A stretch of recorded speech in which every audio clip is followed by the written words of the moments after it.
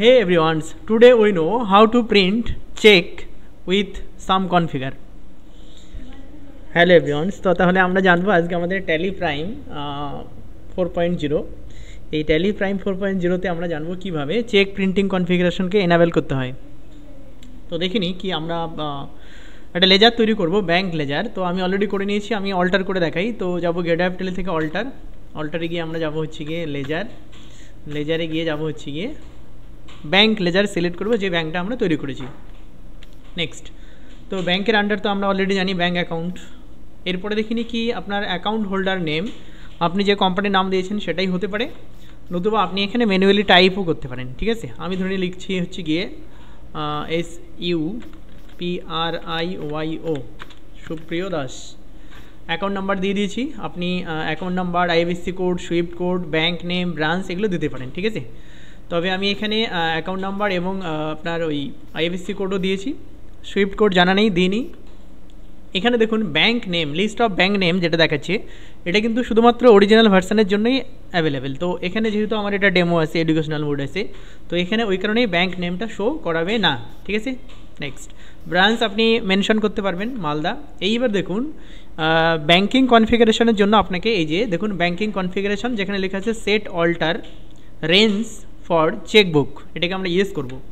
Yes করলে পরে এখানে আপনি স্টার্ট করতে পারেন আপনার চেকটা কত থেকে শুরু হবে, এটা আপনি ম্যানুয়ালি দিতে পারবেন। ঠিক আছে, দেখুন এটা যেহেতু আমি একটা এন্ট্রি করে নিয়েছি, যে কারণে আমার আর এখানে এডিট করতে দেবে না, অলরেডি আমি একটা দুটো এন্ট্রি করে নিয়েছি। তো আপনি এখান থেকে আপনার স্টার্টিং চেক নাম্বার আর end cheque number, total number of cheque এবং কার নামে চেকবুকটা আছে, তাহলে আমি এখানে SUPRIYO সুপ্রিয় দাস দিয়ে দিলাম। ঠিক আছে, আবার যদি আপনার আরেকটা চেকবুক অন্য থাকে তো সেটাও দিতে পারেন, আমি দিলাম না, এন্ড অফ লিস্ট করে বেরিয়ে গেলাম। নেক্সট, এনেবেল চেক প্রিন্টিং, আবার এটাকে আমরা ইয়েস করব। ইয়েস করার পরে দেখুন set alter cheque printing configuration, এটাকেও আমরা ইয়েস করব। তো ইয়েস করলে এই যে ডাইমেনশনটা আমরা দেখতে পাচ্ছি চেক প্রিন্টিং কনফিগারেশন ফর ব্যাংকের নাম, আপনার ব্যাংক, তো এইটা কিন্তু আপনাকে আমি যে স্ক্রিনে লিখে দিয়েছি এটাই মেনশন করতে হবে, তাহলে একটা অ্যাপ্রোপ্রিয়েট চেক আপনি প্রিন্ট করতে পারবেন।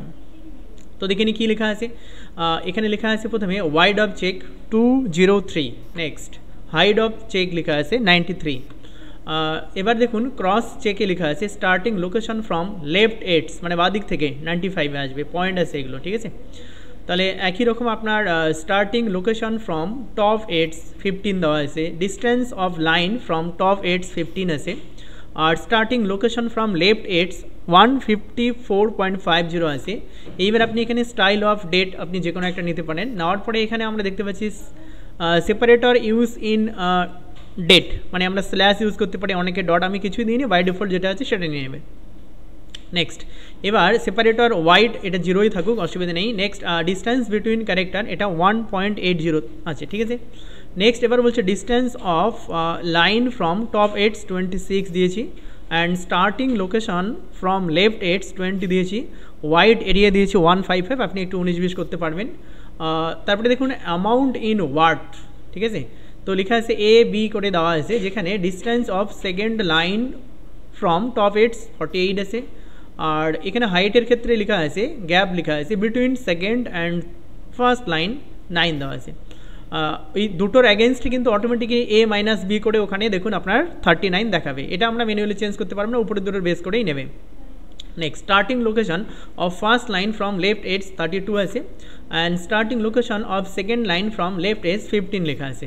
এবার হোয়াইট এরিয়া দেওয়া আছে 100, আর প্রিন্ট কারেন্সি ফরম্যাট নেম এখানে আপনি দিতে পারেন, আমি দিইনি।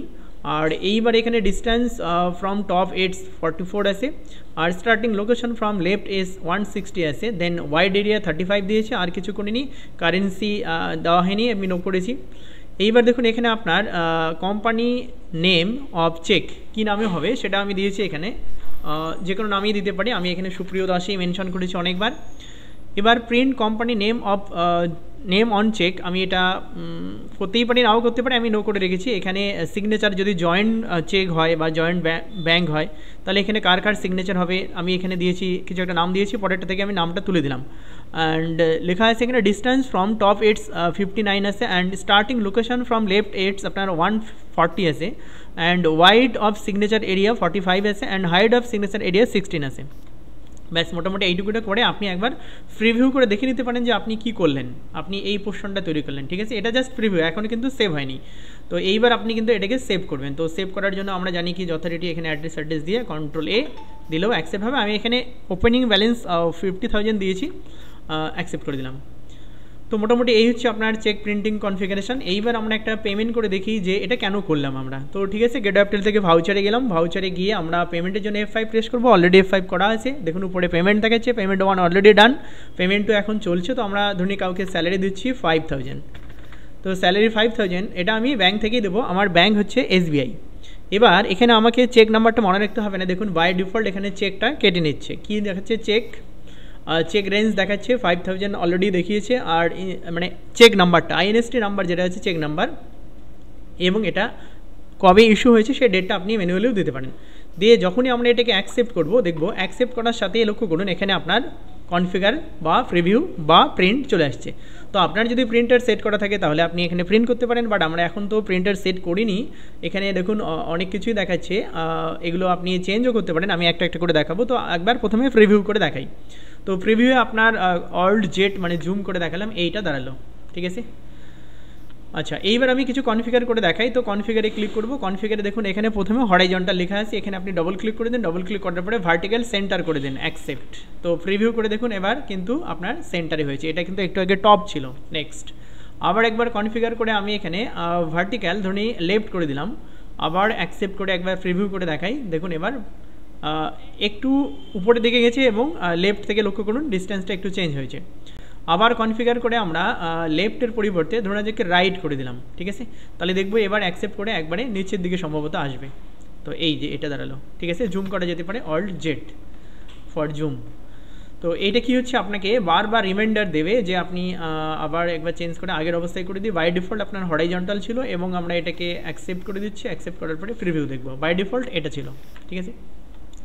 তাহলে এতে সুবিধা কি না, এতে সুবিধা হচ্ছে দেখুন যে আপনার যখনই আপনি কোনো পেমেন্ট করবেন তো অটোমেটিক্যালি কিন্তু এখানে চেকটা প্রিন্ট হওয়ার অপশন বা প্রিভিউ অপশন আপনাকে দেখাবে। এবার যদি আপনার অরিজিনাল সফটওয়্যার হয় তাহলে কিন্তু আপনি আপনার যে ব্যাংকের যে চেক, যে ব্যাংক সিলেক্ট করবেন সেই ব্যাংকের যে চেক, তার যে কালার সেটা কিন্তু এখানে চলে আসবে, ঠিক আছে। এছাড়া আমরা আরও কনফিগার করতে পারি। কনফিগার কীরকম, যে আমরা যে লেজারটা তৈরি করেছি, ডিসপ্লে ডেবুকে যাই, আমি প্রথম পেমেন্টটাতে গিয়ে দেখাই একটু। সেখানে আপনার কিছু চেঞ্জ করলে পরে আরও চেক যে ফরম্যাটটা আছে সেটা একটু চেঞ্জ হতে পারে।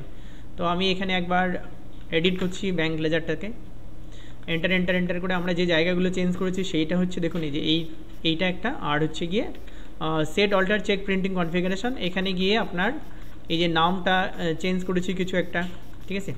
এখানে আমরা এগুলো আরও সেকেন্ড যে আমার সিগনেচার হোল্ডার আছে তারও নাম দিতে পারি, কিছু একটা দিলাম ধরুন কি এস দাস দিয়ে। এবার আমি এখানে তাহলে আমরা এখানে এস দাসকে অ্যাড করে দিচ্ছি, সেভ করে দিলাম। সেভ করার পরে একবার আমরা আরেকবার প্রিভিউ দেখি।